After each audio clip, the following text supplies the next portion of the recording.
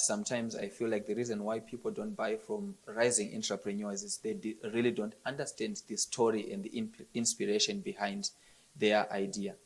I want to know a little bit more about the inspiration behind the cookhouse. What inspired you to come up with the cookhouse? I have ate from KFC, McDonald's. I've also ate from the cookhouse, and your food is amazing, by the way. I really enjoyed it. And it always leaves me wondering, what is the inspiration behind the cookhouse? So the cookhouse, our motto is we try to spoil your palate with African cuisine. Yes. And the business was actually inspired by a sister turned business partner. And basically, we had been doing so many events in the church, catering for so many events, and people had approached us about cooking, starting a business. And she came up with this idea to serve African food because we saw that there was a gap in the food industry for Southern African food. And that's where we started from. So it was just our love for our traditional foods, and we wanted to bring it up and share it with other people. Wow. Basically, yeah. That's amazing. I'm inspired by the fact that you started from scratch and you deal with people, which is one thing that I struggle with as a business person, dealing with people on a day-to-day basis. As I can look from what you've spoken about your business, you are constantly dealing with people each and every day. You cannot sell without involving the person. So how do you manage to deal with different personalities? Like, people have different personalities. Some are difficult, some are soft, some are outspoken. How do you manage to deal with different characters per day? Because I'm imagining as your cookhouse has grown, as your kitchen has grown, you are serving maybe a minimum of, hypothetically, 20 plates minimum. How do you deal with 20 different people in one day and still manage to run the business and still manage to be sober-minded and grow? The one common thing that all our clients have is they need to eat. And they want something authentic, something that tastes like home. And as long as we can deliver that, then we're good. Obviously, you'll find one or two clients that are a little more specific with what they want. Maybe they want some chili or that, and we will custom make food for those customers. But I do totally understand what you're saying. Working in the service industry is not, and it's not easy with the types of people that we have here. And I'd like to pose that question to you. How do you deal with people in your industry? Because for us, I feel like we have it a little easier because it's all about the food. As long as they love the food, we're good. But how do you deal with people that come in and what they want on Instagram or social media is what they want here in this kind of environment? So how do you deal with that? Okay. I would say that's a good question, which is one of the biggest threats and biggest challenges to my industry, in photography. Sometimes you have someone who has unrealistic demands. They have seen a picture somewhere that they want to replicate, but let's say it's photography. Sometimes the climate is not the same. Right. Sometimes the model is not the same. Right. Sometimes the environment is not the same. Sometimes the clothes are not the same. Right. So it's a little bit difficult, but one thing that I have tried to always have in my business is having feedback. Mm-hmm. I have constant feedback from all angles, from all stakeholders. I have feedback from people that I work with. I have feedback from people that work for me. I have feedback from clients, and I have feedback from other people that just come in touch with my work. I would say that's one of the most challenging parts that I've encountered in business, dealing with people and satisfying them, because as you mentioned that your clients come wanting something, and they come with a genuine interest in what you are offering. And some will complain genuinely that I didn't like your service, and some will complain because they don't want to pay. Maybe it's now time to pay. You have delivered the product, the service, and they don't want to pay. They complain and come up with all sorts of excuses. So basically, what we're saying is that in the service industry, you have to work with other people. You have to consult other people, so that you know that whatever service you're providing, you're content with the work you're doing, and you've got people that are in support of that. Yes. You definitely need people around you, because the challenge with a service industry is that you are not producing something that is tangible. Right. So there is a whole lot of room for manipulation for people to complain, or for people to manipulate you as the service offerer. And at the same time, there is a room for you to be incompetent. You can come to a place where you say, I've grown too much. I now know everything. I now provide the best. And you begin to go, you begin to go down. Clients are leaving you. They're going to other people. You can see that business model with many businesses. For example, we see Nokia. They came to a place where they felt like their software is the best, and they did not improve. They kept on with their software. Here came Samsung, here came Nokia, they are improving. And because of that, they went down. I feel like for me, what is important is having people around that keep on telling me, no, this that you have done is not, it's not good, it's subpar. This you have done is good, but you could have done A, B, C, and D. Which brings me to another question as well. You spoke about starting. How did you start from scratch? Because I think that's where most people are stuck. You spoke about how you got inspired to start the cookhouse, and it's another thing to turn inspiration into something that is substantial. So how did you turn the inspiration to a startup, and a startup that grew to where it is? Where did you get the money? Where did you get the clients? How did you start up? We just started with what we had.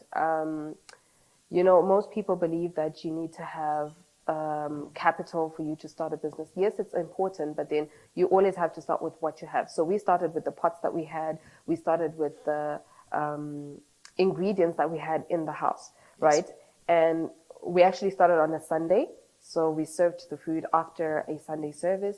And we had some clients telling us, customers telling us, we'd like to order food for maybe Monday or Tuesday, during the week. So initially we were skeptical because we didn't know how far we wanted this to go. Initially it was just, something small, like just rendering a service after the church service. But with time we realized that people actually wanted food during the week, and now we are a fully functional restaurant based on that. So we started, like I said, with what we had, and we started growing from there. So with every business, you start with the little that you have, and then you grow from there. You increase from there, basically, That's quite informative. You spoke about something that just caught my interest. You mentioned the fact that you started serving on Sunday at church. And how then did you manage to grow your brand from just church only to being a kitchen that is serving almost everyone? Because I noticed with most people, they start their business with either their family surrounding them, with either their friends surrounding them, or with the church surrounding them, such that they struggle to get their business to grow beyond the confines of where they started. Like, for example, how do you separate your business from church? Because you're dealing with church people, as you said, you're dealing with church people. How do you separate you as a business person from being a person who is from church, or from being a believer, as per se? So when we started, like we're talking about now, we started off here at the church, and we were just trying to serve food because we thought, most of the people we know are from here. But the business grew because of people from the church, basically. So there were referrals, advertising, social media. People started talking about the food that we were serving and how they were enjoying it, for example. And they would introduce friends and post the food on their statuses and stuff. And that's how essentially we grew. So I'd like to say that social media has really played a great role. And I feel like it's the same with your industry as well, that when people see your pictures on Instagram, it's one of those, they'll see your label or your logo right at the bottom, and they'll be curious to know whose Impact Visuals, and likewise, they'll search you up and get clients. You get clients from that. So my question is, how I would say for your business? That's a good observation, which is where I feel many business startups are failing. There are several mistakes that I've seen people making on social media. First and foremost, it is important for you to invest into social media because people spend 60 to 70% of their time, of course, either on the laptop or on the phone, yeah, on social media, be it Instagram, Facebook, Twitter, any other social media platform that you can name. Like, for example, you can see right now some people who had songs that were not favorites or songs that were released about 10, 15 years ago. They are topping the charts right now because someone just did a TikTok video doing funny things, of course, yes. dancing and all that. So it's imperative for every person who is starting a business to harness the power of social media, because you cannot start a business and separate it from social media, because that's where I'm likely going to get to know about your business, get to know everything about your business. So before someone just spends willy-nilly on social media, you need to know how to use it, which is the important part. You need to know how to use it. For starters, what are you offering, and where can you find your clients? On Instagram, you find different types of people. On Facebook, you find different types of people. On Twitter, you find different types of people. So the type of people that you want, you then go on to that social media platform and you invest there. You do paid adverts, you look for brand ambassadors. The problem that many people are doing is that they want to advertise their products or services on all social media platforms.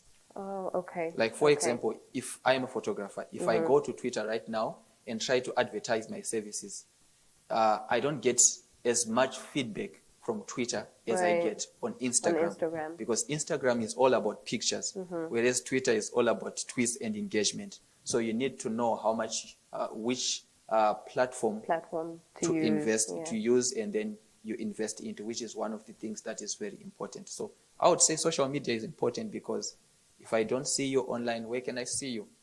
Okay, so as a startup, you talked about paid ads. Yes. Right, or getting brand ambassadors and stuff. How do you go about that? Because I feel like that's an area that a lot of people don't know about. Yes, they want their business to be on social media, but they don't know how to go about it. So where do you think is a starting point? Okay, I believe the starting point of every product or pricing or whatever you name it, or any startup, you need to know who you are selling to, you need to know where you are selling them, and you need to know what you are selling. So when you know those 3 W questions, you now are able to start from somewhere. For example, paid adverts. If you know who you are selling to, what you are selling, and where, you can now put an advert that is specific to that area where you want to sell to. So it becomes very important for you to know who you are selling to, what you are selling, and where. So when you are paying for advertising on social media, when you know these 3 things, you know where to put your money, you know the people that you want to reach. Because if you know what you are selling and you know where you are selling and who you are selling it to, you then define your area of reach. Like, for example, with your cookhouse, you say, I don't do deliveries, which means that if you're advertising, you can't advertise to people who are 90 kilometers away. You're wasting your money. So you then narrow your reach down, to people who are maybe within a 15 kilometers radius from where you are, because you know that it's easy for them to come to you. So when you're doing paid adverts, you need to put that in mind, so that you know who you are reaching out to, and you don't just pay for adverts that will not yield anything. Of course. Yes. Okay. What other businesses do you do? Besides the cookhouse, I have got Mars Peanut Butter and Naturally for Me, which is a hair care product line that both businesses were launched 4 years ago, and they were inspired by my little girl. So like you said earlier, every business has an inspirational story, and she's the one that inspired both businesses. And this year I was able to launch another business, which is the Bonnet Lounge, and it's growing. You know, women these days don't want to wear stockings or scarves to bed anymore. They want to look cute, and, you know, look cute even in the house. So that's been working out. And there is a product that we are launching very soon as well, and we are very excited about that. I believe that it's going to help business people as well as individuals generally to just stay organized. That's all I can share for now. It's difficult to start a business. We all know that. It's difficult. But how you manage to survive. So from your own experience and what you have learned across the journey, what is it that you can say to someone, these are the do's and these are the don'ts of business. And especially, we are talking about it being difficult for a person to start a business. I can imagine how difficult it can be for a believer to be in business. You have to separate things like church from business. You have to keep your faith and still be a business person. What are the do's and don'ts that you would tell someone to follow through as they are starting up their business? I think as a believer, it's very important to know that, yes, like you said, you have to be able to separate your business from your person, as a believer. But at the same time, as long as your business is founded on the right foundation, then you'll thrive. For example, my simple principle is a scripture in the Bible that says that I will not tilt the scale. So in every business dealing that I have, I try to be very honest. As I measure my peanut butter, I always make sure that I'm honest with that. As I measure my hair products, I make sure that I'm honest with that. So as long as you've got a principle that you're working with, then you should be able to thrive. And of course, yes, it's difficult to start a business in this COVID time, but it's not impossible. That's the one thing that people need to understand. It's not impossible. And we have a pool of resources out there. The internet is free. Yes, that's true. Everything we need is there. I do not have any background in chemistry. I have no background in biology or anything like that. But, the products that I'm making have yielded results. The services that I'm rendering have yielded results and profits. So I believe that you have to, if you have a passion, if you have a desire, a dream, you can take that further and make it a reality just by doing the research. Everything is out there on the internet. Don't try and grow too quick. Start small. That's true. And take it at a steady pace. Like kids, babies don't just get born and they start running and walking. True. It's baby steps. So I can imagine a baby is born and they come out from their mother. They're running away. In the hospital. The nurses are like, "Oh, what's happening?" Right. So we can't. It's the same thing with the business. A business is a little baby. Yeah. You have to take all the baby steps. You have to nurse it accordingly. You have to nourish it accordingly so that it can grow to what you want it to be. And you also have to see where you are going. You have to have a vision for where you're going. If it's a business that's only based on the island, then you know that you're not going to invest too much. But I believe that we are being taught to be business-minded, to be entrepreneurs, and take it to a whole other level, off the island. So if you're going to do that, you have to make sure that your foundation is strong from day one. You can't start making foundational changes later on because now you're growing. It's going to affect the business. The important do for me in business is to tithe.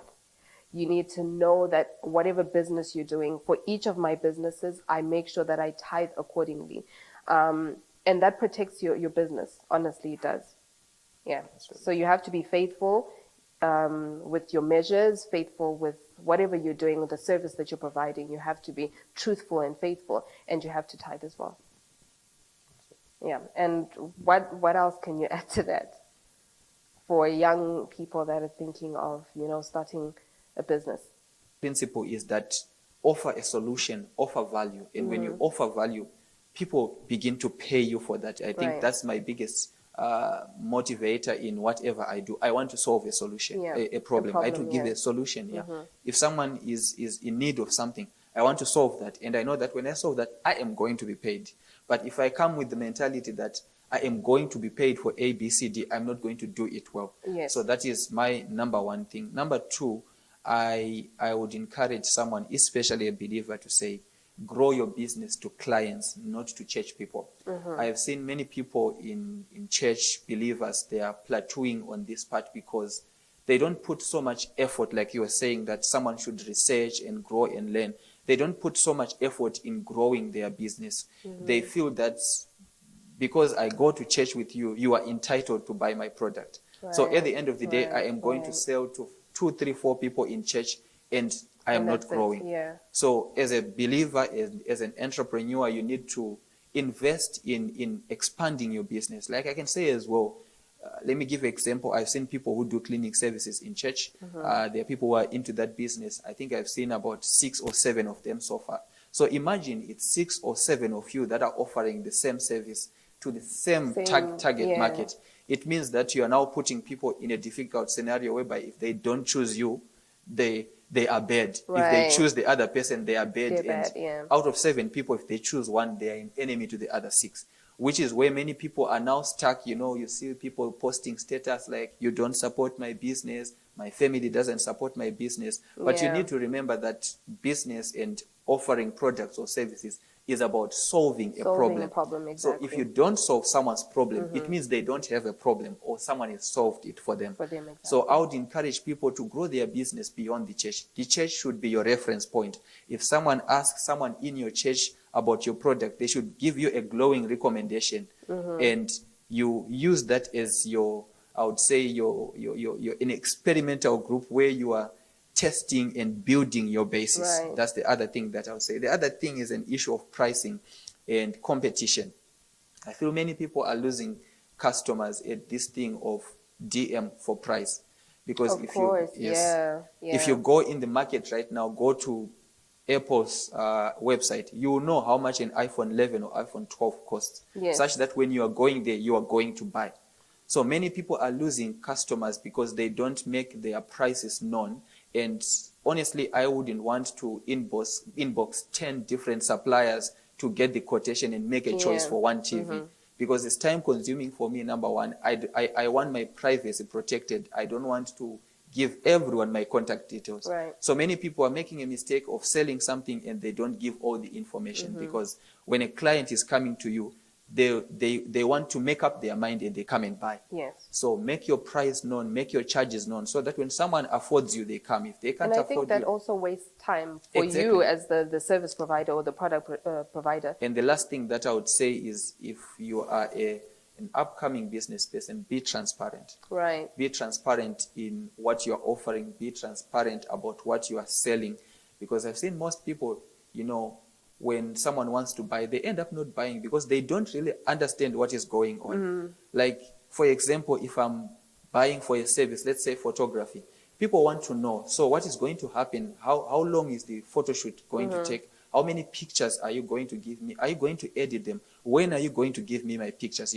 So sometimes many people don't give customers all the information. They make it a mystery. I don't know why people do it. They such leave you that hanging. Yes, Yeah. they leave you hanging. There's no transparency. It's just like, come and pay, come and pay and I'll give you. But people want to know. So transparency as well is a good thing to everyone who is starting a business. Be transparent. Trust me, you'll never lose a client by explaining what you're doing. Talking about transparency, Yes. and you were talking about how it's important to be transparent as a business person. I also feel like it's important to be transparent when there's an issue, probably with the service that you're rendering or product that you're rendering. For example, if you cannot deliver on time, it's important to let the client know and not give excuses as to, most times I feel like people give so many excuses that it demotivates the client from even trying to acquire whatever it is that they were trying to get from you.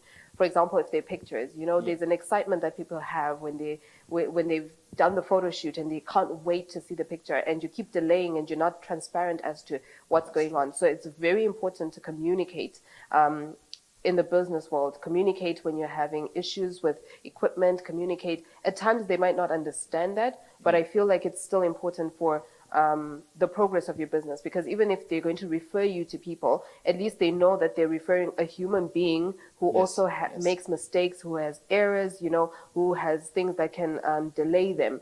And it's not like you're a robot or something. We are starting small and we're going bigger. And most times, most of the businesses we have, you find that you are probably the one rendering the service, you're the one who's managing the account, you're the one who's so you're an all-rounder. And as an all-rounder, there's one part of the business that you might slack or lag on, and it's important for people to know that I'm working with an individual. I agree with you. It's better to explain than to give an explanation that sounds like a justification. When you say it before it has happened, it's an explanation, but when you say it after it has happened, it's a justification or an excuse. I think one of the biggest challenges that people face is that they don't know all of these things, which is where I would say something that is very critical. If you are starting a business, seek consultation. Right. Ask people that have done the same business. ask people that do business plans, ask people who are into entrepreneurship and all that. You can't be a one-man island. Look for some clues, because some of these things, as you said before, they are acquired trades. Some of the things that we are doing, we didn't necessarily go to school for them. It's something that I picked, like for me with media, photography, videos, etc. It's something that I liked doing. I liked being in front of the camera. I liked doing motivational videos, etc. Such that I came to a place where I wanted it to be done in a certain way, Right. but some people could not do it. So I got into it so that I do it for myself. Yeah. Whilst I'm in it, I realized I can do it for another person. So I did not necessarily go to school at the beginning for that. I only began to acquire certification during the course of the time. Right. And so it's something that was new to me, that I had to learn on my own via YouTube, via other photographers, etc. But it is good that you consult, because when you consult with other people, they will help you, they will give you the knowledge, etc. Which is where I would conclude by saying to someone who wants to start a business startup is very possible. Is it difficult? Yes. Yeah. Is it complicated? Yes. But it is very possible. Yeah. Every big multinational corporation that you see today started as a startup. Yes. All you need to do, as I say, is my motto: start up and move up. So you have to start up and move up. Whatever happens along the way, start up and move up. And I know that as believers, we believe that God blesses the work of our hands. So for God to bless your work, you need to start working. Right. So that's my encouragement to someone, to say, you can do anything and you can do it. You just need to know how to do it and surround yourself with everything that builds to do what you want to do. I think another thing that people need to understand is that at times you might feel like your business is failing. Probably like what you said, that you're in it for the money. If you take something that you're passionate about, most times the satisfaction is not getting the paycheck, it's not getting the money, it's about rendering the service, or just taking something from nothing to something. For example, when you're making a product, when you're making something, you're taking different ingredients and putting them together and making something ultimately that someone will use, or something like that. So if you have a passion for what you're doing, then your business will survive whatever it is. It will survive the COVID pandemic, it will survive competition, and you will do well in that business, because it's what you want to do. It's what you love to do. Like you said, when you started, you loved being behind the camera. You loved doing the motivational speeches and all. And then you decided, I want things done a certain way. And then you went behind the camera, and now you're doing it for other people. So it's something that you took something that you love to do, and you monetized it. True. Pretty much. So I think with every business startup, that's what people are supposed to start with, something that they love to do. Eventually, probably, as you grow in that business, you will venture into other things that you will acquire knowledge of, and like we said, certification for things, and go to school for those things. But if you start with something that you love, that's what will sustain you in the business world. That's true. That's true. I would say this has been a productive discussion, and really I wish has. It's every day that I get to sit with a business-minded person like you and just talk about business. I can keep on talking and talking and talking. But for the sake of our Kingdom Life Service, guys, thank you for watching our business session. Much. I believe someone was helped. But just remember, if you want to start a business, you can't do it on your own. Right. Look for someone that you can ask. Look for someone who can give you information, encouragement, who can give you consultation. Right. Thank you for watching. Thank you.